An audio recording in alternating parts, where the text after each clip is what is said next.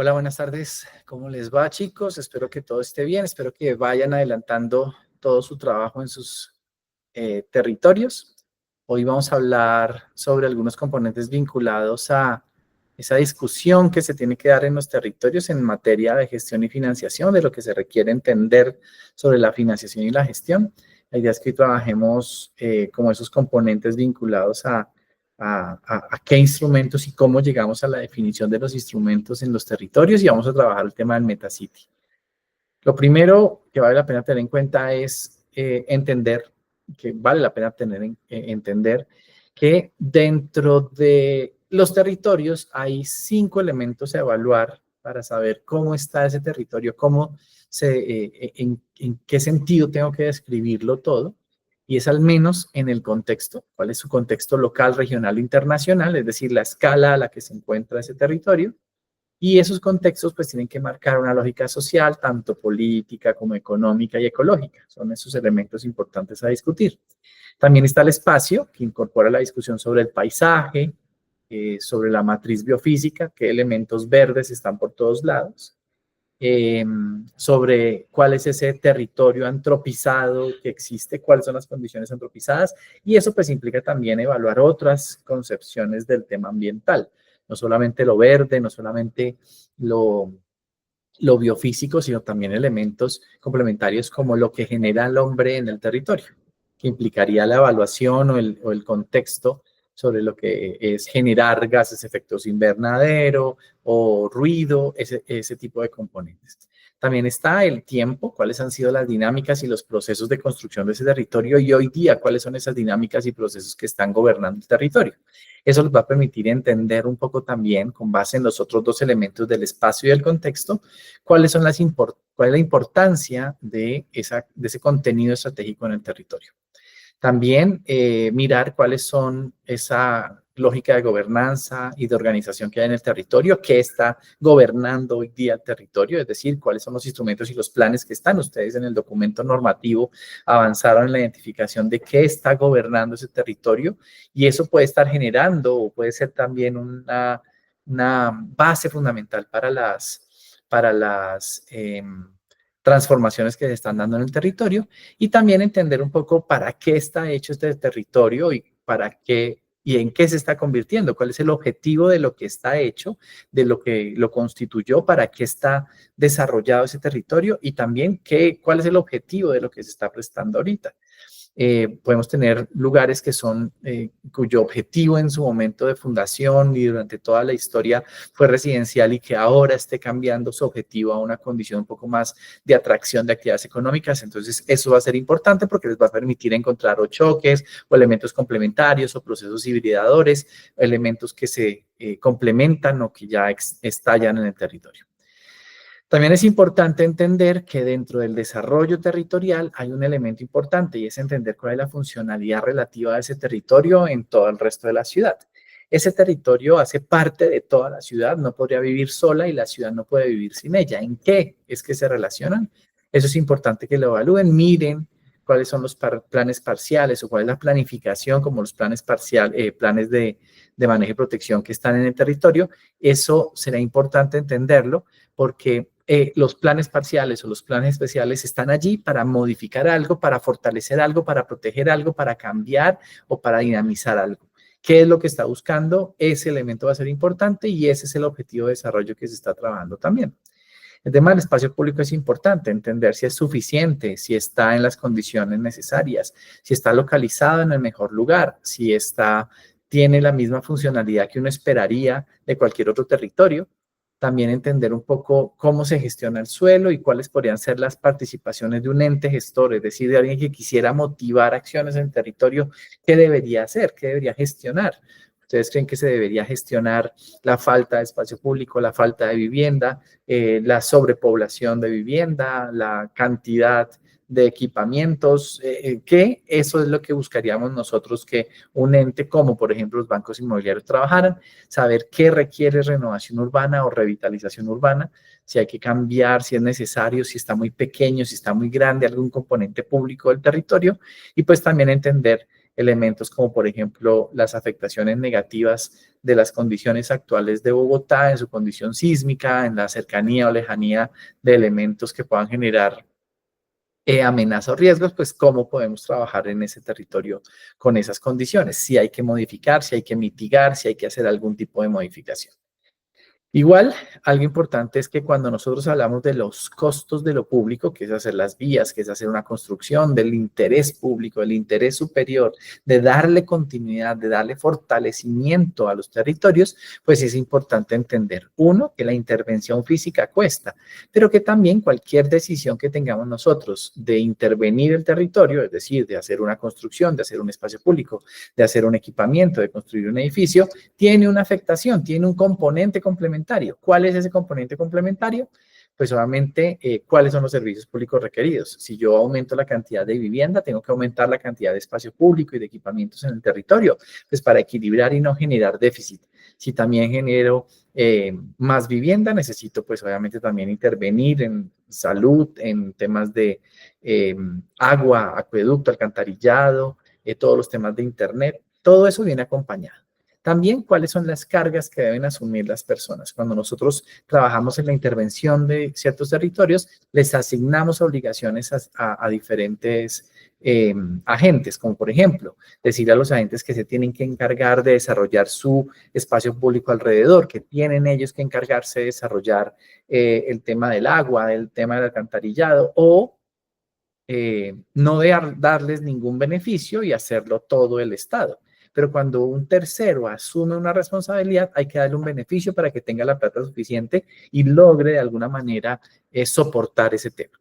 También está el tema del instrumento de gestión. Es importante saber si en algunos territorios existe la posibilidad de que haya negocios inmobiliarios, de que haya plata para generar algunos negocios que generen o más plata y que paguen todos estos temas públicos. También es importante entender que a la larga, cuando no hay plata, cuando no se puede, cuando es necesario y de pronto hay una condición fuerte que no permite que pasen las cosas, pues los instrumentos de gestión pueden resumirse en hacer las cosas a las buenas o hacerlas a las malas. Si son a las malas es porque tal vez nadie quiere o nadie puede, entonces hay que hacerlo pues de alguna manera desde el Estado, proponer e imponer temas en ese aspecto.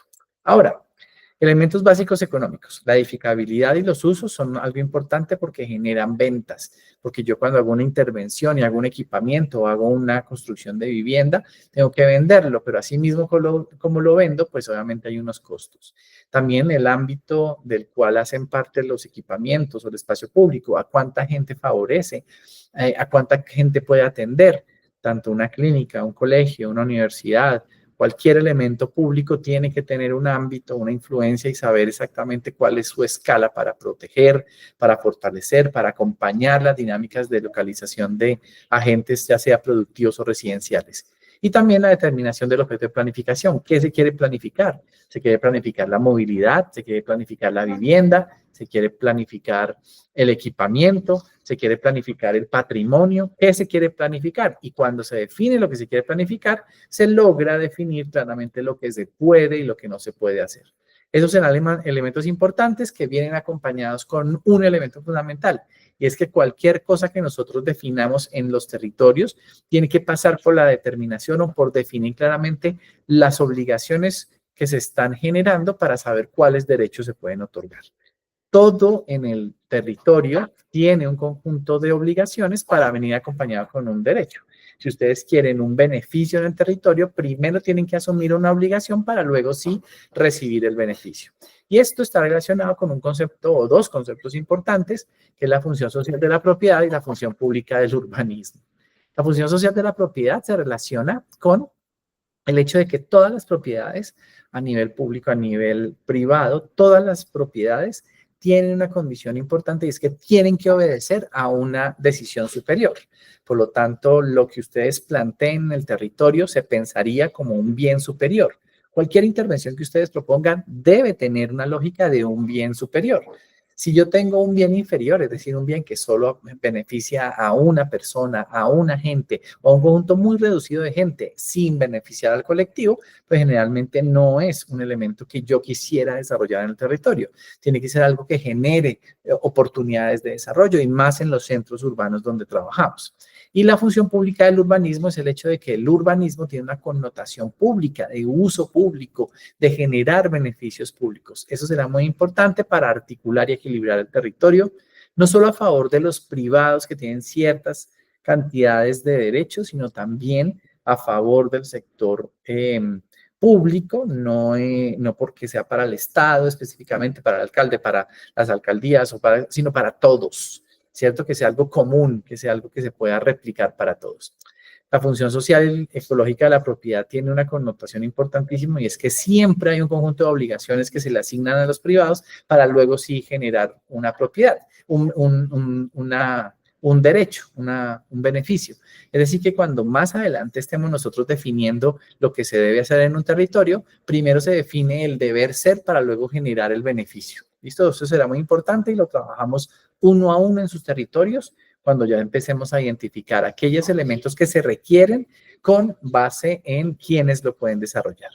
Ahora, los instrumentos de planificación que vamos a ver, fundamentalmente está el plan de ordenamiento territorial, que es el decreto 555 que ustedes ya identificaron, ya trabajaron. Dentro de ese plan de ordenamiento territorial, pues hay normas en general, pero podríamos distribuirlas en los planes parciales, que son planes más pequeños dentro de las ciudades que buscan complementar el plan de ordenamiento territorial y que definen claramente lo que se define en usos y edificabilidades para territorios más pequeños. Lo habíamos visto nosotros la vez pasada en una de las discusiones, el hecho de que hay unos planes parciales que son de una escala mucho más pequeña y que vienen acompañadas y que están relacionadas con macroproyectos o actuaciones urbanas integrales y que vienen acompañadas con una normativa urbanística urbana. También, también está la normativa urbanística rural que acompaña justamente esta misma lógica de planificación y esto viene acompañada con una cosa llamada la planificación sectorial. La planificación sectorial es esa planificación de los sectores económicos o de equipamientos. Entonces hay planificación del sector económico productivo, del sector de los equipamientos, de la movilidad, del espacio público. Todos esos elementos tienen sus propios instrumentos de planificación y a eso se le denomina planificación sectorial. Y también está la planificación derivada, y es que el Estado, a nivel superior, el orden nacional, el presidente, toma decisiones generales y esas decisiones se tienen que aterrizar en el territorio.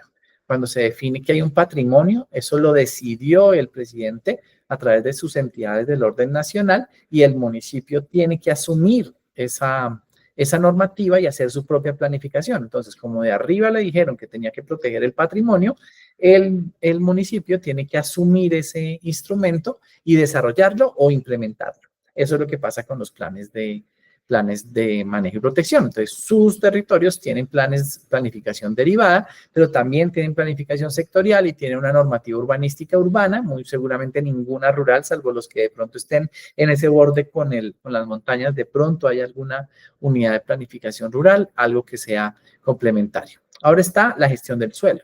Los instrumentos de gestión del suelo son los instrumentos que buscan tener suelo para poder desarrollar todos los elementos que requerimos en el territorio.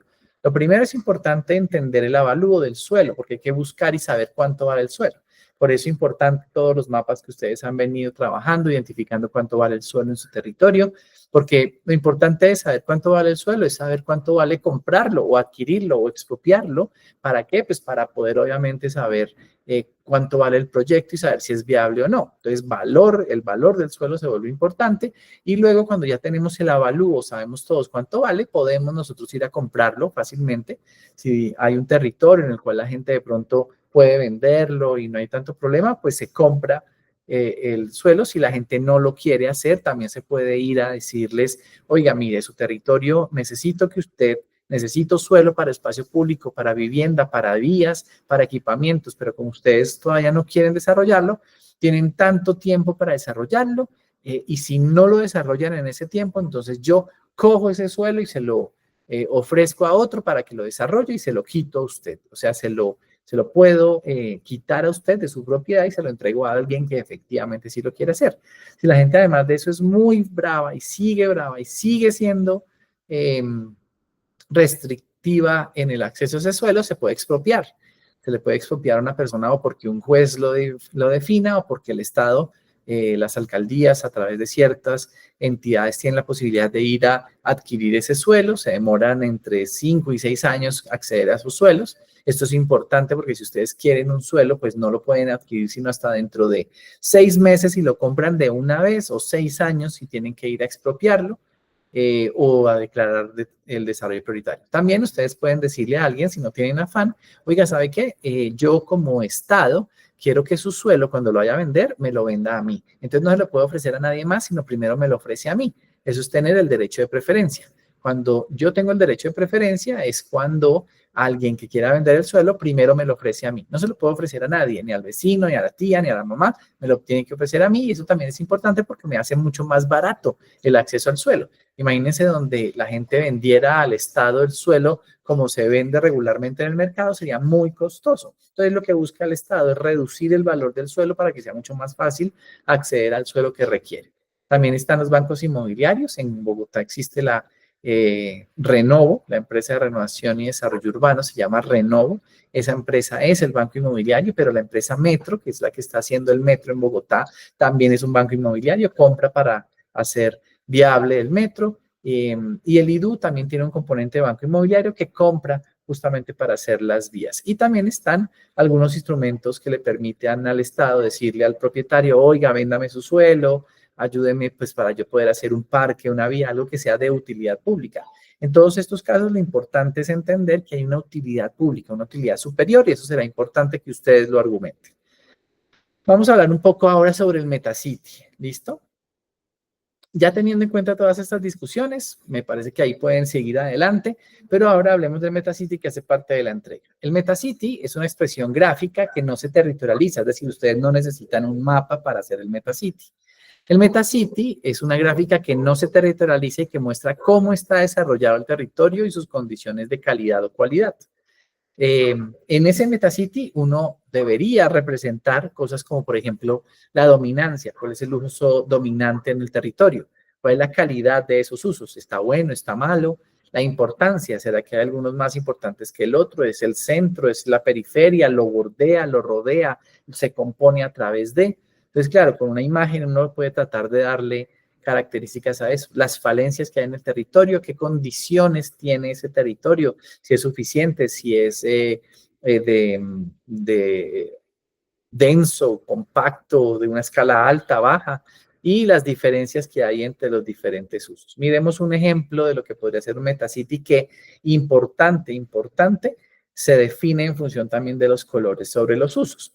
El amarillo, claramente recuerden ustedes que es residencial, el rojo comercial y servicios, el morado pues todo es el tema de industrial y el azul pues los equipamientos. Si ustedes se dan cuenta que en la parte izquierda hay un Metacity que nos muestra un amarillo que tiene al lado del amarillo como una especie de semáforo.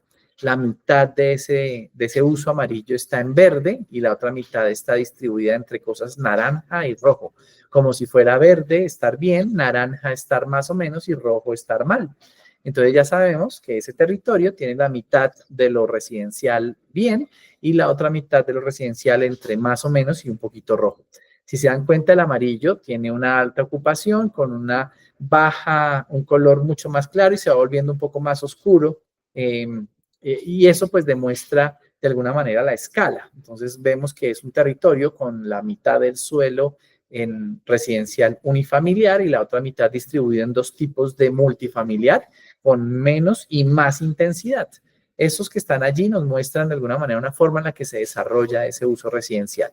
Luego está el uso comercial, que tiene también como tres intensidades. Miren, una intensidad roja más clara, como si fueran mercados más suelticos. Luego unos mercados un poco más fuertes, más grandecitos, como si fueran tiendas de cadena más fuertes y al final como un centro comercial, ¿no? Porque es mucho más oscuro. Si se dan cuenta, en la parte derecha vemos que casi todo el comercio está súper bien y solamente un pedacito está más o menos.